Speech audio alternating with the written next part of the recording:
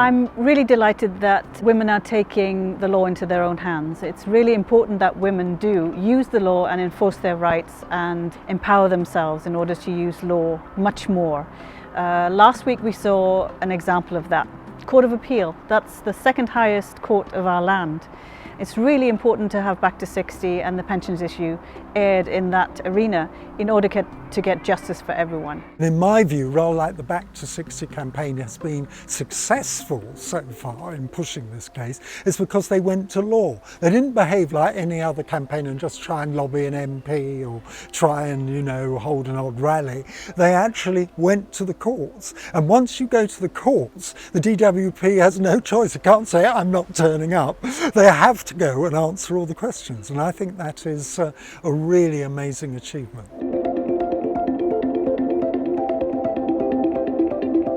I think the appeal went very well. Our legal team were amazing. Michael Mansfield was absolutely on top form. And if you listen to the facts, then we're going to win. The appeal went really well, I think, in the sense that, unlike the first judicial review appeal, it was absolutely clear that the three judges, who were very senior, including the Master of the Rolls, were really, I think, receptive to the arguments being put forward by the Back to 60 lawyers. You could tell this because they questioned them in considerable detail about what was the sex discrimination, what was the age discrimination, and they went into a lot of detail whether they'd been properly notified. And they also demanded really information that would suggest that the raising of the pension age had actually, really caused a lot of problems for the 50s women, which Michael Mansfield very well provided in his summing up, where he pointed out one of the women had contemplated suicide because she was so bereft of money and didn't see she could go on. And this actually nullified to an extent Sir James Eadie's point for the DWP, who admitted for the first time, unlike in the first review, that there was hardship among the 50s women. But he said the hardship was nothing to do with the raising of the pension age, it was all to do with society's general ills and they're being caught out in tragic situations. I got the impression that the government didn't really expect to be there at all. They expected it to have all gone away, and they were a bit rattled because why try and discredit all the opposition's cases, and why try to get it declared illegal? Why not stick to your main points? He seemed to be making an attempt to try and befuddle these judges, but I thought the judges were far too smart to fall for anything like that. I'm really proud to be part of Back to 60 campaign, and I've got a very small part, and that is using my legal expertise to help with the court case. But I have so much respect, and I'm so of awe of all of the campaigners, especially the team that is behind the Back to 60, the comms team, Joanne, Mac, and all of the rest of them who have worked so tirelessly in this campaign. I'm really, really happy to be involved. I'm also really thrilled to be part of the CEDAW People's Tribunal. I'm so grateful that this idea came forward because we've been fighting for CEDAW and for women's rights for 20 years now, and it seems that we keep stalling all the time. But now it seems that there's a fresh impetus and we've got something else to fight for, and in a different way. Win or lose in this case, they will highlight again, and the issue for these women.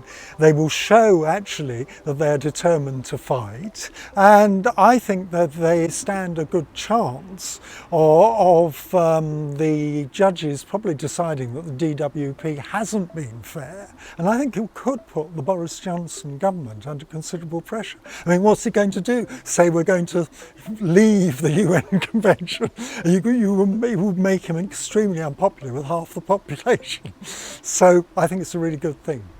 I think that Back to 60 have been a really powerful force for women's rights, not only in terms of women's pensions, which has had a huge impact on women's lives in so many different areas, but also on the principle of gender equality, that it is our right. We are equal in rights to men. So here in the Back to 60 campaigners and the CEDAW People's Tribunal campaign, we've got a great team around us. It's not just John Cooper QC, but it's also Hannah Mansour and others who will be joining us.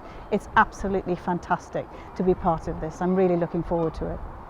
I think that the judicial review was an important, a key point in this movement, and I'm very hopeful and optimistic about the judgment, and I'm also hopeful and optimistic about the progress that we're making in terms of CEDAW and its implementation into UK domestic law. The future is bright for Back to 60. I mean, whatever happens, they're going to go on and they're going to morph into this much wider campaign, and I frankly will be very happy to support them. I've supported them for a long time already, and I'm determined to see this through to the end.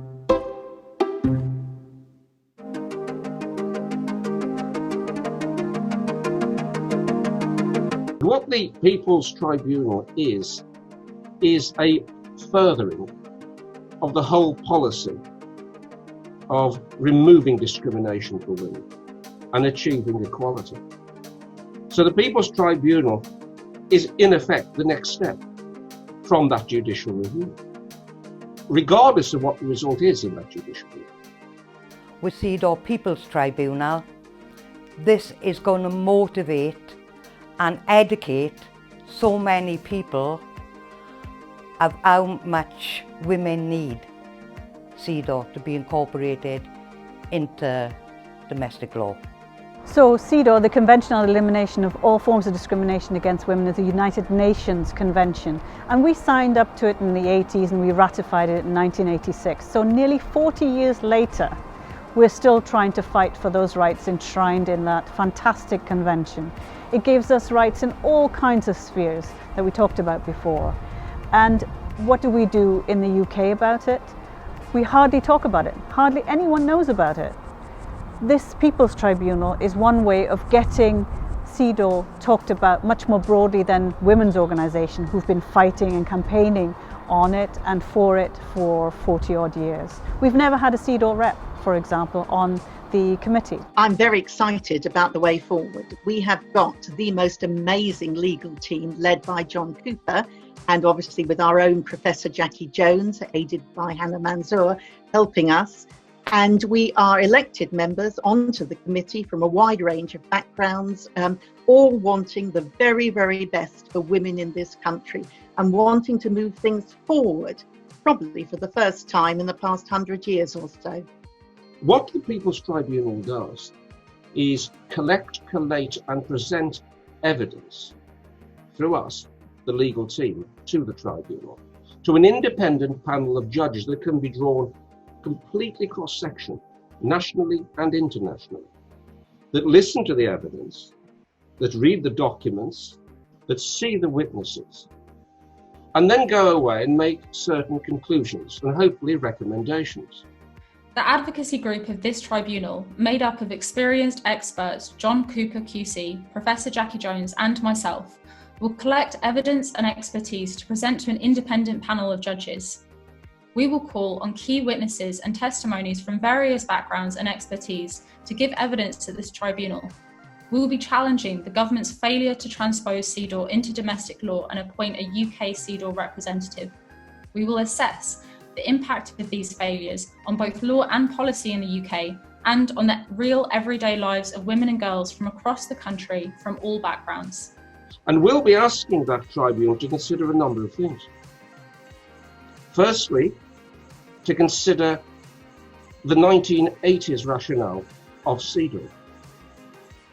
Secondly, to consider why it is and why it has taken so long, and if there's any justification, and I doubt whether there is, concerning the delay of implementation of CEDAW.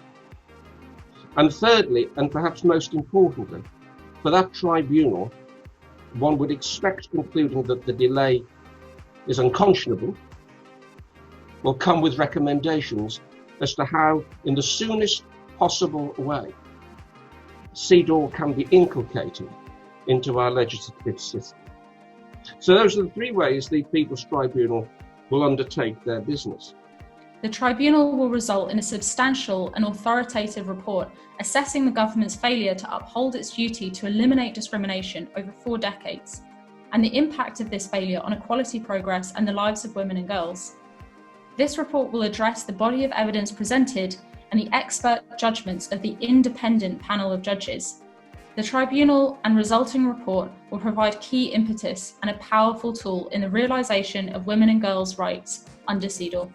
And at the end of that process, there will be a body of evidence, written down in documentation and maybe even in published works, that can be used and deployed by members of the public, campaign groups, students, and perhaps importantly politicians, to argue the cause for CEDAW and to be able to use what we bring together as a mass within the People's Tribunal as a body of evidence, as a body of learning, which says beyond any doubt whatsoever, it should be CEDAW now. It should be CEDAW immediately. One of the reasons that we've set up the People's Tribunal on CEDAW is because there's a lack of access for women and girls to access to justice. Now, tribunals have been closing, employment tribunals have been really difficult to get hold of because of originally the Conservative government introduced fees that were prohibitive. The Equality Act 2010 demands that you have a comparator in order to compare your situation to, and that's really problematic. And women are just not receiving the due respect that they deserve. And law is for everyone. Access to justice should be for everyone. What CEDAW will do, if it's implemented into UK law, is it will actually give a Women's Bill of Rights, which we've never had in this country. And that is what we are working for. The Equality Act of 2010 does not give true, transformative, substantive equality. CEDAW will. I'm pretty sure, pretty confident that the panel of judges will say that women's equality isn't achieved. It is the unfinished business of the 21st century, and we need to do more for women in the UK. The government does not understand what equality means. It thinks that if you equalise pensions, for example, at 65, that's it, tick, box, done. They've equalised everything, that is equality. What they haven't done is the prior necessary impact assessment. And if they had have done so for the back to 60s women, the women born in the 1950s, they would have seen that this was entirely the wrong generation to target, because currently 1950s women retire on 1/5 of the pension pot of 1950s men. 1/5, 20%. I don't call that equality. Equalising age did not equalise outcome. You need to look at both. I think that if it's transposed, and this is our aim, into domestic law, and we have a UK CEDAW representative, the future for women's rights is looking a lot more solid, because the rights that have been so hard fought by previous generations of women are not only being paid lip service to, as they are at the moment, but actually being transformed into concrete law and policy that will make a real difference to current and future generations of women. It will ensure that laws which do not achieve that are abolished or amended, or new laws put in place to make sure that there is no more discrimination against women of the type that has increased in the past few years, particularly because of austerity. We launched last week, and already we've got the National Alliance of Women's Organisation as a very powerful ally. We've got NIWEB in Northern Ireland as an ally, and Wales Assembly of Women in Wales. We're making sure that all 4 nations are represented, so we're going to go up to Scotland and make sure that women's organisations up there are allies and supporters as well. So it's the start of our journey, but we'll get them all on board, I'm sure. We have a lot of union support, not least from Unison and the wonderful Gloria Mills, who is supporting us and hoping to spread that amongst the other unions. We have the support of the Forset Society and the wonderful Sam Smethers, and also of Amnesty. We are backed by Professor Alston's report, and which he set up and sent to the government in 2019, condemning them on how they treat women in this country. And we actually have also got a crowdfunder where we're hoping to bring in people, the general public, to support us as well, because this will have far-reaching implications for over half of the people in this country. I have been in contact with Gloria Mills, National Women's Equality Officer, Sian Stockham, who is Senior Vice President, soon to be President, and Dave Prentice, General Secretary of Unison.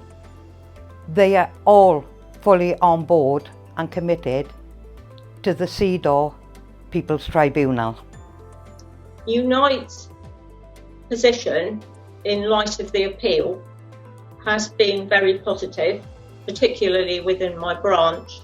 The branch secretary is actually taking People's Tribunal information to the National Women's Committee next week with the intention of securing support, physical support, and the committee's support. And I think that is a very positive thing going forward. The branch secretary is also on the Unite Executive Council. So again, it will be pushing Unite to take a more firm stance on CEDAW particularly, and to make sure that their support is there to get this into UK domestic law.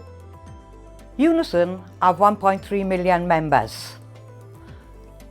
What Caerphilly branch is saying, if each of those members just give 5 pence, just 5 pence, then that would equate to £65,500. A very, very minute investment for huge returns. That's equality for every single woman in this country by getting CEDAW put into domestic law. CEDAW was set up over 40 years ago by the UN.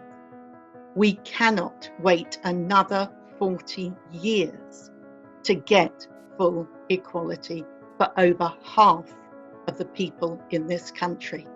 We've got to do something now. It will not be the only thing that I'm sure we'll be doing in terms of enforcing rights in order to get substantive, transformative equality in the 21st century for women and girls. There'll be many other things as well, but it's a series of actions we'll be taking. This is going to put extra pressure on governments to finally realise that women have been kept down for too long. And we're rising, and we're rising up. And CEDAW is going to help every single woman and child, female, in this country. The Back to 60 organisation have a clear, well thought out policy and strategy. It starts with the judicial review, it is furthered by the People's Tribunal, and excitingly, it goes on after the People's Tribunal. This is a strategy which will take the fight on and on and on until ultimately these rights are achieved and they are protected. Women and girls have never been given anything in their lives. They've had to fight for everything that they have gotten. Look at the vote. It took a long time to get that. Look at equal pay. We got legislation, 40 years ago, and we still don't have that, and we're still fighting for it. So we regress, but we move forward. You can't stop women and girls. It's no way. You can't stop Back to 60 either. Whatever happens with the court case doesn't make any difference in the end, because Back to 60 and the women who fight for justice will be part of the People's Tribunal, and we'll fight on regardless.